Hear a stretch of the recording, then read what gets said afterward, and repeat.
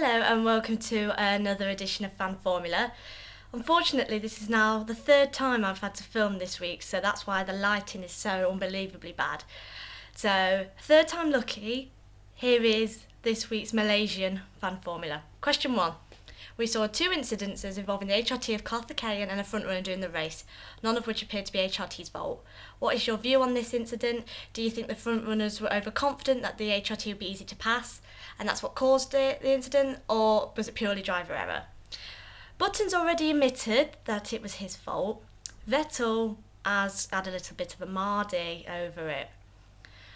From what I've seen, it was driver error. The problem is, everyone thinks that the HRT are nothing as a team. Now, as much as they're not my favourite team, and I don't understand a lot of the time why they're even on the grid, they're there and they have a right to race. And to me, that's it. Karthikeyan gave both Button and Vettel enough room to move and get past. Button didn't do it, and he said it was his own fault. Vettel did the exact same thing, punched his tyre, but then had a little rant in the media saying that there's idiots on the road, and just not very nice things really. And as Karthikeyan rightly put it, it's a bit like verbal bullying.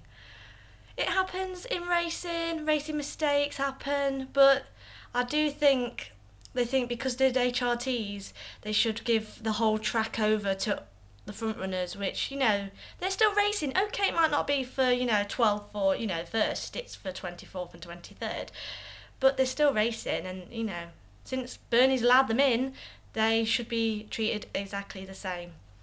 Question 2. With Perez completing an incredible race and battle with rumoured future teammate Alonso, do you think this adds pressure to Massa, and do you think we'll see a mid-driver change? Massa's already got pressure on himself before Perez was even put into the seat. Mid-driver changes are my biggest bugbear in Formula 1. In 99 and 2009, Ferrari have had to have mid-driver changes. Okay, it was more through to injury than to poor driver choice. But Fisichella was in Force India, doing really well in Force India, moved to Ferrari, never got adjusted to the car. His career's over. I don't think anyone's seen Fisichella since.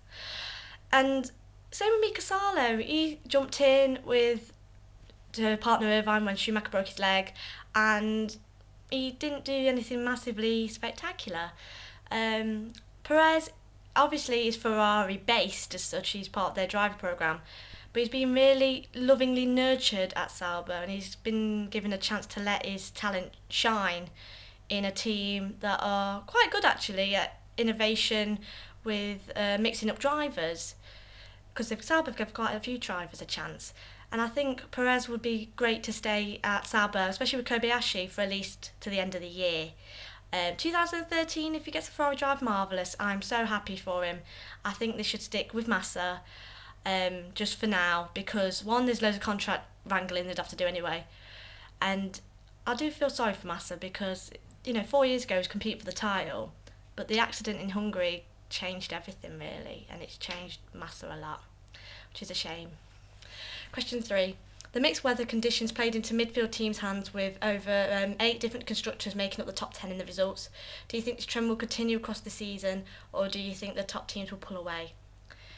The top teams of like Red Bull, McLaren and Ferrari, don't necessarily think they'll pull away this time.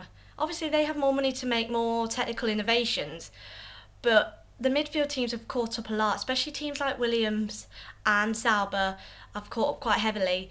I think a lot of the regulation changes have affected the top teams quite badly, especially now the banning of blown diffusers and all that kind of malarkey's changed the game a little bit, and it's made the teams more even. Usually by Spain we usually know how big the gaps are, because Spain's usually the time they bring in some more innovations. So until the Spanish Grand Prix is done, we won't be able to really see how close or far away the teams are. And the bonus question was, who was my driver of the day and why?